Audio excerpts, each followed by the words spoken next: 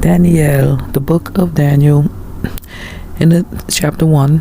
The third year of the reign of Jehoiakim, king of Yehuda, came Nebuchadnezzar, king of Babel, unto Jerusalem and besieged it. And Adonai gave Jehoiakim, the king of Yehuda, into his hands, with part of the vessels of the house of Elohim, which he carried into the land of Shinar, to the house of his Elohim. And he brought the vessels into the treasure house of his Elohim. And the king spoke unto Aspenaz, the master of his eunuchs, that he should bring certain of the children of Yasharel, of the king's seed, and of the princes, children in whom was no blemish, but well favored, and skillful in all wisdom, and cunning in knowledge, and understanding science, and such as had ability in them to stand in the king's palace, and whom they might teach the learning and the tongue of the Chazdim. And the king appointed them a daily provision of the king's meat and of the wine which he drank, so nourishing them 3 years, that at the end thereof they might stand before the king. Now among these were the children of Yehuda, Daniy'el, Chananyahu, Mishael, and Azaryahu, unto whom the prince of the eunuchs gave names. For he gave unto Daniy'el the name Baal-Tashizar, and to Chananyahu the name Shadak, and to Mishael the name Meshach, and to Azaryahu the name Abednego. But Daniy'el proposed in his heart that he would not defile himself with the portion of the king's meat, nor with the wine which he drank.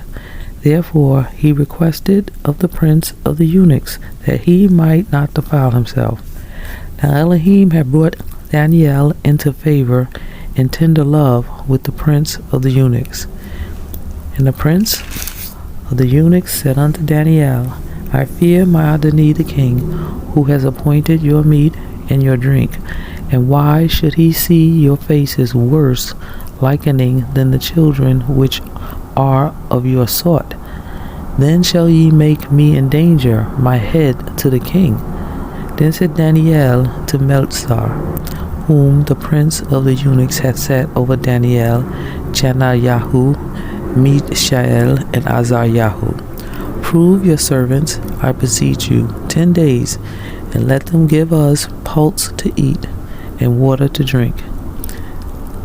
Then let our countenances be looked upon before you, and the countenances of the children that eat of the portion of the king's meat. And as you see, deal with your servants. So he consented to them in this matter, and proved them 10 days. And at the end of 10 days, their countenance appeared fairer and fatter in flesh than all the children which did eat the portion of the king's meat. Thus Melzar took away the portion of their meat and the wine that they should drink, and gave them pulse. As for these 4 children, Elohim gave them knowledge and skill in all learning and wisdom. And Daniy'el had understanding in all visions and dreams. Now at the end of the days that the king had said he should bring them in, then the prince of the eunuchs brought them in before Nebuchadnezzar the king, and communed with them.